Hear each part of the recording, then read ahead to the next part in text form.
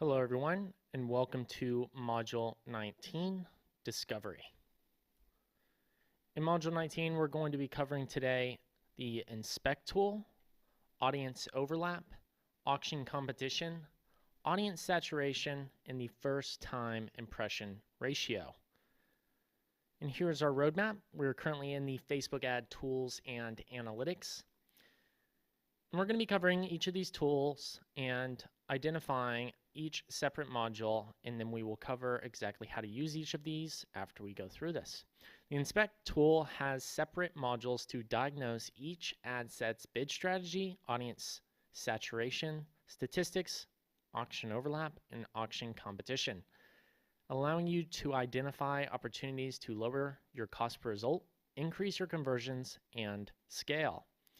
And you can see here, this is where you can actually do this diagnosis and get all of the information you really need to understand what's potentially affecting the overall results in each individual ad set that you're running. So that way you can maximize your performance and actually learn from these different data sets and get the best information possible. So that way you make accurate decisions and truly know what affects performance and what does not. One of these first things that will negatively affect performance is potential audience overlap.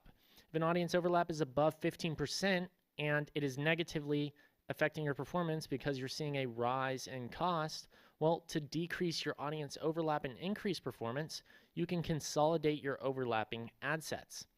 If some ad sets are targeting very similar audiences, you could see better results by consolidating them into one with a larger budget.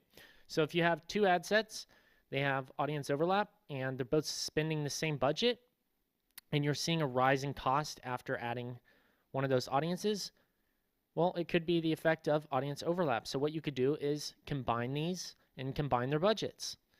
Another thing you can also do is exclude customer list, which is your current customers, and a purchase 180 day from your audiences. This is going to ensure that your retargeting is delivering effectively and you're not showing ads to the same people who've already purchased from you twice.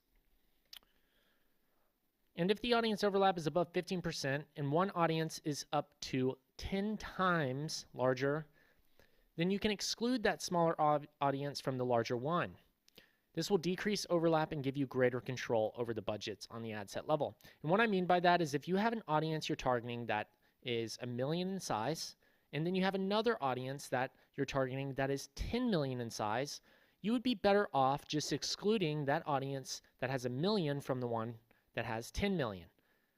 Because this will ensure that you can actually remain control over each independent audience with the ad set budget. If you combine these, it necessarily won't improve performance. So if you've ever combined an audience after seeing audience overlap and then you didn't see a rise in results, and if anything, performance actually got worse, then it's likely due to the offset of how the audience sizes are compared.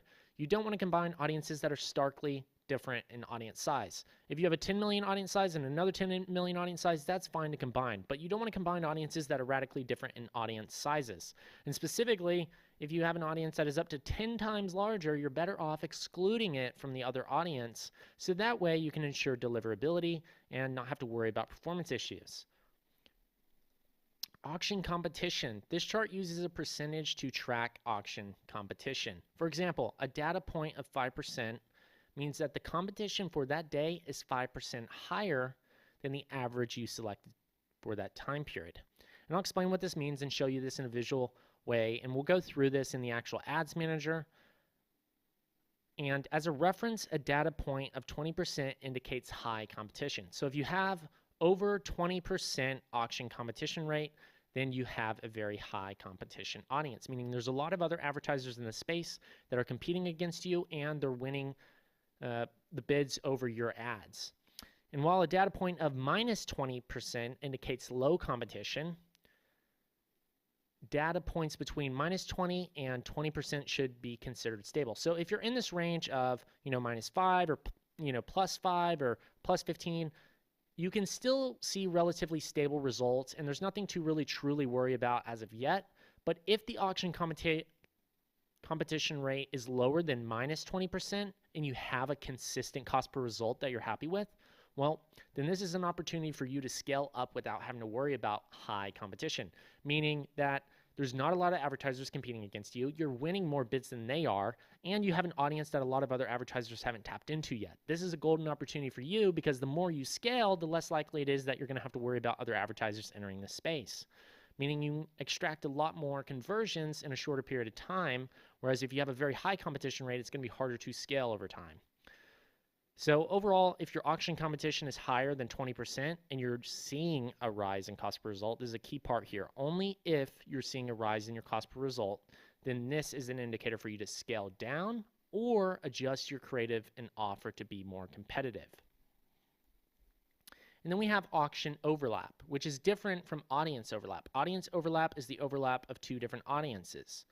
Auction overlap is the overlap of two different audiences that are affecting each other by competing with one another. So too much auction overlap across your ad sets typically results in less predictable performance. If you're seeing a lot of performance fluctuations, it is normal, but if you're always seeing it and you're not seeing, at least one consistent line of cost per result, well, then scaling your budget is going to make it a lot harder. So if you're seeing an auction overlap above 20%, then the result of this is going to be higher CPMs. You're going to have less consistent results. You're going to see a lower audience reach ratio. And if you've ever experienced a decrease in new ad delivery where you launch new ads and they're not getting a specific amount of spend, this could be due to the fact of auction overlap. And then first time impression ratio. This is the percentage of your daily impressions that come from people seeing your ad set for the first time. You want a high first time impression ratio and a low cost per result because this ensures that every new person you're reaching, you're actually getting more and more results. And what this will help you do is determine if a decline in performance is linked to audience saturation. And if your ads are no longer reaching new people and costs are increasing, this is typically a direct link to ad fatigue. And if results are declining and audience saturation is high, well, it may be time to expand your audience or refresh your creative. So if you don't really have an issue with, the impression ratio, but you're reaching a lot of new individuals and your, overall performance is still declining, then it's likely time to expand. And so to also combat a decrease in first-time impressions, what you'll need to do is increase spend on your retargeting audiences. This will ensure the system does not try to compensate for a lack in spend by retargeting your own cold audiences. You can expand audience size and placements. If you only have videos, you automatically are missing out on additional people by not incorporating images. What I mean by that is if you only have video placements, well, you're likely going to have a lower first-time impression ratio because you don't have as many placements for ads to actually be shown to. So if you incorporate both video and images, you'll actually have a higher first-time impression ratio because you'll be able to reach people in different placements that you haven't been able to before. And then if you increase your creative and messaging relevance where you make it appeal to more individuals rather than just a super specific subset of individuals, this is also going to help you increase your first-time impression ratio because you'll achieve more results at a higher percentile. So let's go ahead and go through each one of these independently again, except this time we're going to use the ad manager so that way you can get a better understanding of what all of this actually looks like. So if we go to the ads manager and you go to the ad set level, and you look at some of the ad sets you have that are specifically interest or lookalikes, you want to have some that have, a data set, and you can look at a last 30-day time frame to get a better idea. We have 78 purchases here. This is, enough data for us to be able to pull some analysis and get an idea of what's going on. So if we go ahead and start inspecting some of these by hovering over them, we'll see the inspect tool. That's how you access it. And this is where all of these individual modules are pulled in, so that way you can see exactly how to analyze this. And so we'll go through these one by one. And just starting here, if we're looking at the last 30 days, you can see our cost per result is on average $30 cost per result. And if we click this graph, it'll tell us our purchases. So on this day, on January 3rd, we got one purchase at 48. January 5th, we got two purchases at 15. January 7th, a purchase at 28. Jan 8th, three purchases at 10. That's getting better. 15, that's great. Cost per results going down, which is awesome. Four purchases this day at $10 each. And then we started to see a rise in cost per purchase. And right here, we're only really averaging one per day for the last 4 days here. And we were seeing this trend line, one purchase, 2 days later, 2 purchases. 3 days later, 3 purchases.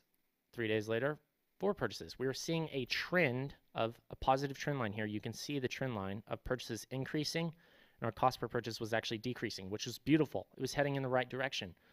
And that's great, because if we had left it alone, we would have continued to see that trend line go on until we hit a point of, consistency.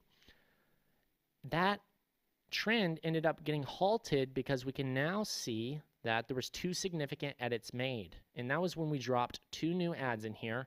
And because of that, that affected the performance of this actual campaign, and we lost that actual momentum.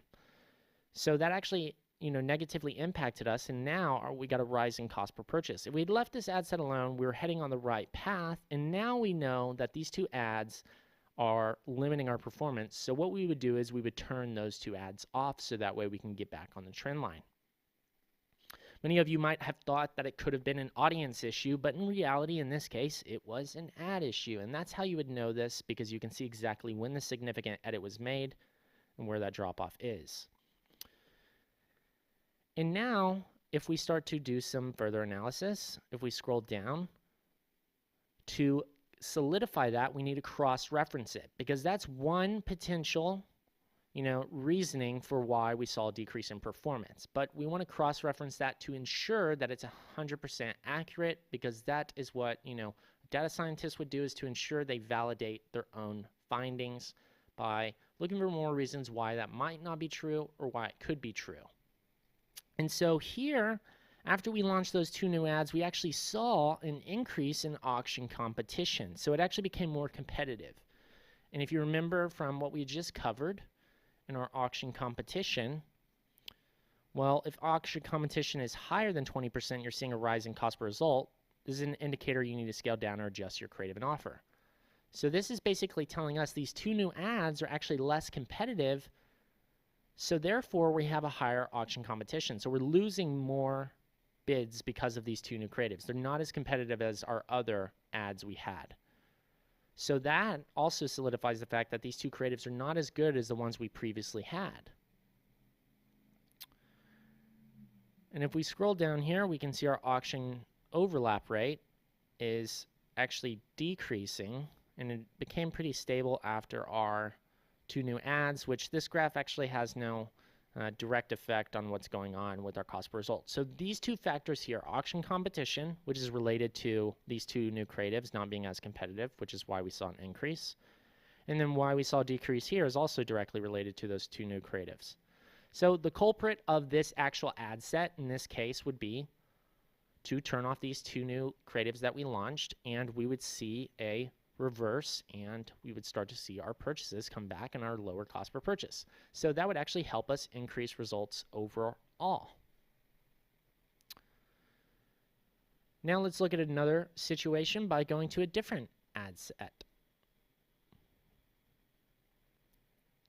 All right, we have a $41 cost per purchase. Let's pull in our purchases to see what the results look like. $29 cost per purchase here.